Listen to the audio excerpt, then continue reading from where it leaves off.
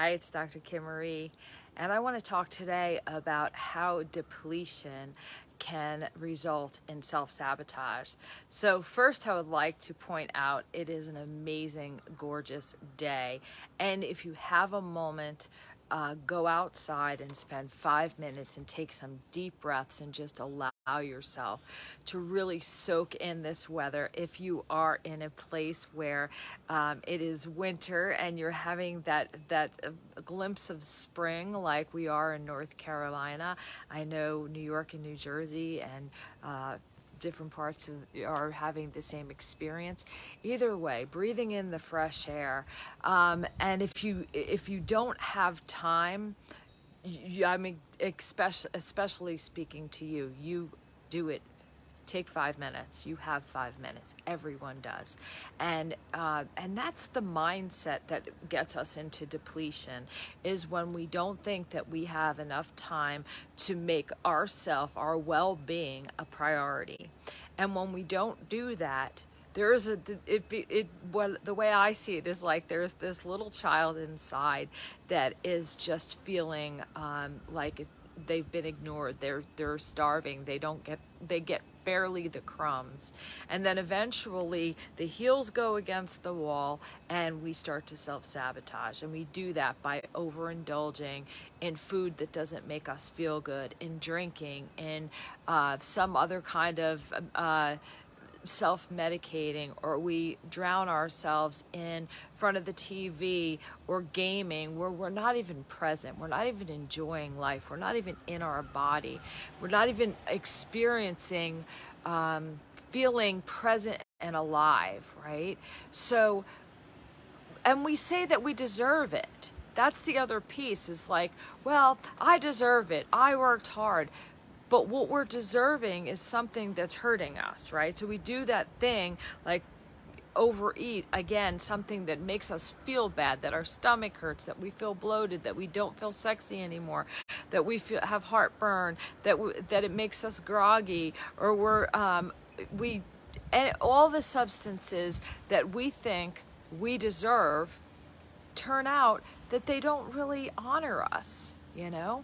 So when we self-sabotage, it's when we're ignoring our basic human needs: to connect with others, to feel heard, to feel understood, to there's so many ways that we can do that too, right? It's not just from that person that we think isn't giving it to us. We can give it to ourselves. We can journal in the morning. We can focus on the things that we have already in our lives that we're grateful for. Because when we do that, then what we're doing is we're magnetizing. We're attracting more goodness into our lives instead of focusing on what we don't have and getting more lack in our lives.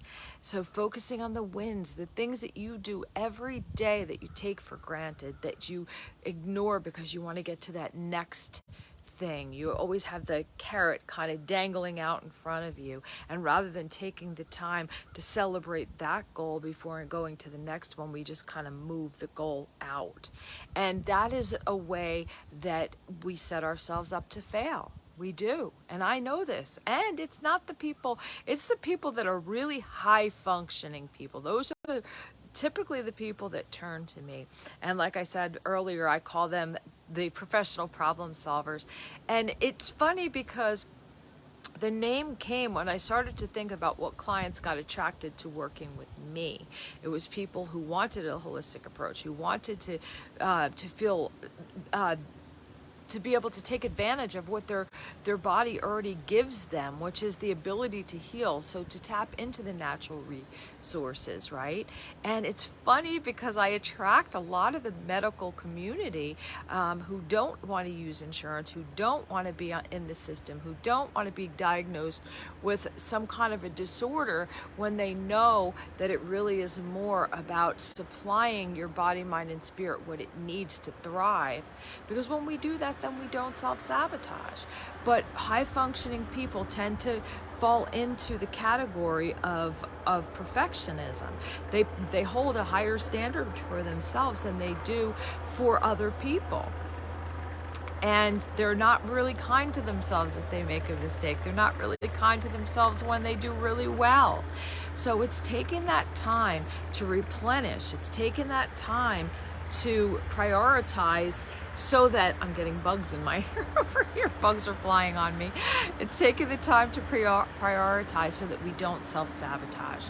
Because at the end of the day, when you go and reach that goal, are you going to have your health? Are you going to have the relationships you know that mean the most to you? Are you going to have the quality of life and career that you want? Or we just reach it, going after something thinking it's going to make us feel better, and it really never does. So let's look at that, okay? Let's look at how we can replenish ourselves, how we can start the day off by lifting ourselves up so that we don't fall into self-sabotage. When I'm planning my meals and I'm eating really good and I'm cooking healthy and I'm doing all the things to communicate and set myself up to win, I feel really, really good in my body. I feel amazing. I feel magnetic. And I know I help more people that way. So that's my invitation for you today. I hope you have an amazing day. Love you.